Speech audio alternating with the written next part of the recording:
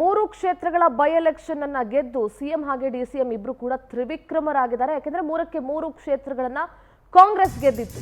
High command ನಾಯಕರಿಂದಲೂ ಕೂಡ ಪ್ರಶಂಸೆಗಳ ಸುರಿಮಳೆನೆ ಸುರಿತಾ ಇದೆ.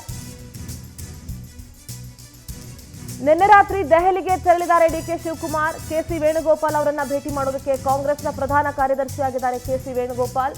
ಹೈಕಮಾಂಡ್ ನಾಯಕರಂತೂ ಫುಲ್ ಹೊಗಳಿದ್ದು ಸಿಎಂ ಮತ್ತೆ ಡಿಸಿಎಂ ಅನ್ನ. ಕಾಂಗ್ರೆಸ್ ಪ್ರಧಾನ ಕಾರ್ಯದರ್ಶಿ ಕೆಸಿ ವೇಣುಗೋಪಾಲ್ ಅವರನ್ನ ಭೇಟಿ ಮಾಡೋದಕ್ಕೆ ಡಿಸಿಎಂ ಡಿಕೆ ಶಿವಕುಮಾರ್ ನಿನ್ನೆನೆ ಹೊರಟಿದ್ದಾರೆ. ದೆಹಲಿಯ ಕೆಸಿ ವೇಣುಗೋಪಾಲ್ ಅವರ ನಿವಾಸದಲ್ಲಿ ಭೇಟಿಯಾಗಿ ಚರ್ಚೆಯನ್ನ ಮಾಡಲಿದ್ದಾರೆ. ಉಪಚುನಾವಣೆ ಫಲಿತಾಂಶದ ಬಗ್ಗೆ ಮಾತುಕತೆ ನಡೆಯುತ್ತೆ. ವೇಣುಗೋಪಾಲ್ ಅವರಿಗೆ ಮಾಹಿತಿಯನ್ನ ನೀಡಿದ್ದಾರೆ ಸಿಎಂ.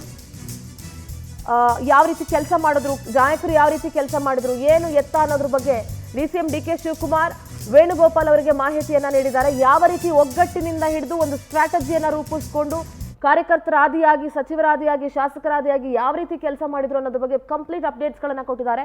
ಅಂಡ್ ಹೈಕಮಾಂಡ್ ನಾಯಕರಂತೂ ಸಿಕ್ಕಾಪಟ್ಟೆ ಖುಷಿಯಾಗಿದ್ದಾರೆ. ಯಾಕಂದ್ರೆ ಮೂರಕ್ಕೆ ಮೂರು ಕ್ಷೇತ್ರಗಳನ್ನ ಕಾಂಗ್ರೆಸ್ ಗೆಲ್ತು ಭರ್ಜರಿ ಗೆಲುವು ಅಂತಾನೆ ಹೇಳ್ಬೋದು.